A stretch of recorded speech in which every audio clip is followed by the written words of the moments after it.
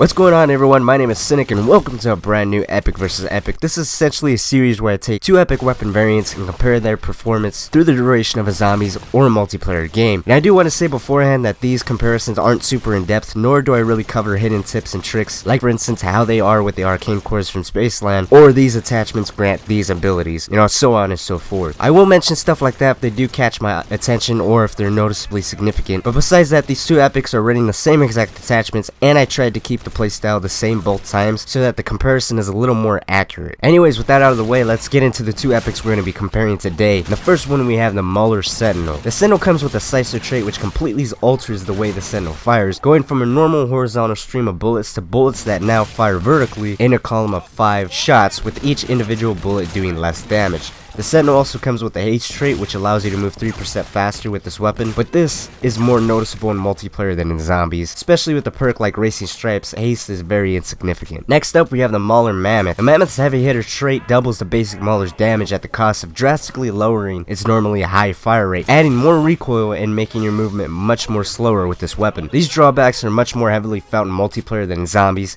and considering perks like Dewdrops, Racing Stripes, and Bang Bangs, this weapon is nothing but pure power and has really no cons or drawbacks. Now that you guys have been introduced to both epics, let's see how they perform throughout the duration of a zombies game. So starting off with the Sentinel, it is a 1 to 2 shot to the body up until about round 12, but if you're more like me and prefer to rack up those headshots, it's a 1 to 2 shot to the head up until about round 13. And I say 1 to 2 shots and don't give a definitive number because the Sentinel's level of lethality is based off of a few things, primarily how close and how accurate you are. The way that the Sentinel works with the slicer trait is kind of similar to shotgun and how a shotgun fires its pellets, and how likewise the pellets spread. So at a distance, the spread between all 5 of your shots are going to be wider. Obviously, it's still going to be a vertical column of those 5 shots, but the space between each bullet is going to be a bigger gap. And remember, each 5 of these shots do less damage individually or on their own. So if you want to reach the Sentinel's full potential, you're going to need all 5 of those shots to land and hit your target. Hence, sometimes you will get weird hit markers on their face, sometimes you get weird hit markers on the body,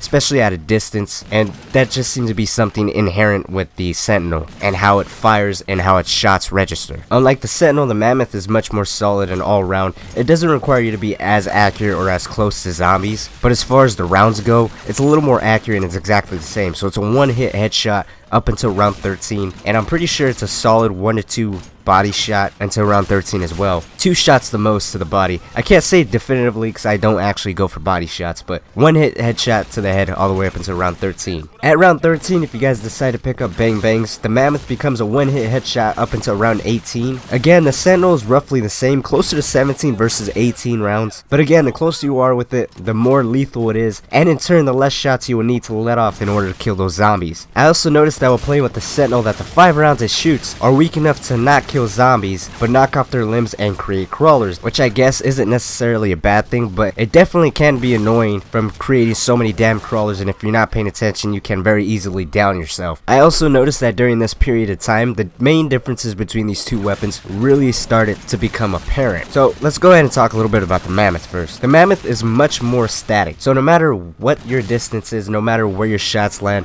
it's always going to be consistent. You're firing the same type of ammunition every single time, so the results you get are always going to be the same every single time. It's much more consistent. It's also much more conservative ammo wise thanks to its slower fire rate and higher reliable damage output. The Sentinel, on the other hand, really shines at closer quarters because at closer ranges your 5 shots are more tightly condensed. The Sentinel also feels a little bit like a laser beam to me, and what I mean by this is if you decide to go the complete opposite route of the Mammoth and choose to mow down hordes of zombies, the Sentinel can do this very quickly, but you will be burning through ammunition at a rate that's 4 times faster than how you would have been using your ammo with your Mammoth. And especially with Bang Bangs, it's a little harder to fire it semi-automatic, which is what I do with the Mammoth. Now, I'm not going to go too much in depth on a comparison of these two packed and double packed, because just like on the earlier rounds and then on the mid to late teen rounds, both of them are pretty much neck and neck. But I will give you an idea how these weapons require more shots as the rounds progress. Bang Bang's 1-hit headshot potential ends at round 18 because of the Mauler's sheer ammunition count, which is the same between both the Sentinel and the Mammoth. You can decide to either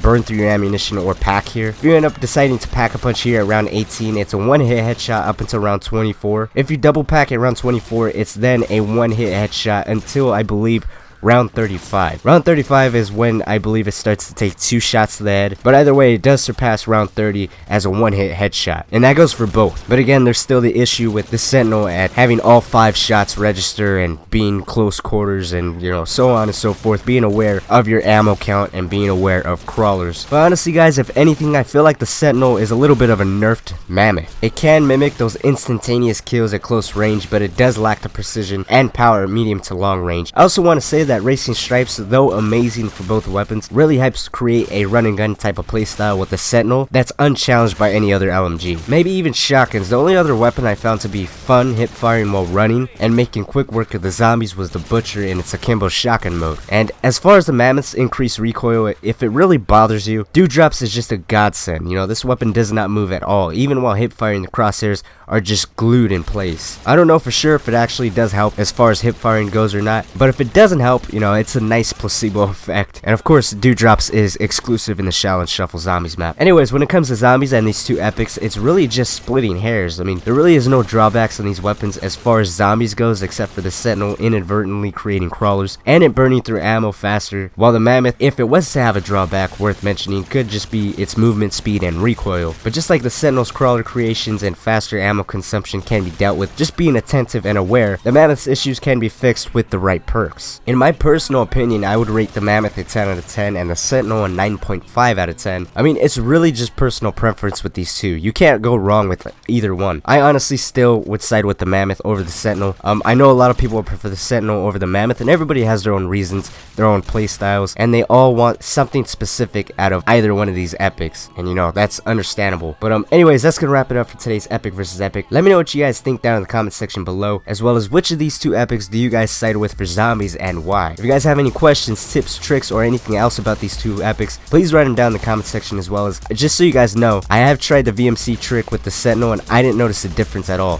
which is why I didn't speak about it in this video. I don't even know if it still works or not. If it does, please let me know and I'll try it again, but it looks like it's patched. And I also want to apologize for not uploading anything yesterday, as well as it sounding like I want to kill everybody today. I kind of do, but that's beside the point. I've been feeling like shit for the past week, and I don't know if you guys can hear it in my voice. I'm trying not to be too expressive, because then that starts up a whole coughing attack, then I feel like I want to die. So we're trying to avoid that as best we could. But thank you guys so much for understanding. Hopefully you guys did enjoy this video. Tomorrow there may not be a video, but instead there may be a live stream. Either the case, be sure to follow me over on Twitter. I'll give you guys a heads up as to what the schedule is going to be for that Friday. Anyways, my name is Cynic. Thank you guys so much for watching and stopping by. I really do appreciate it.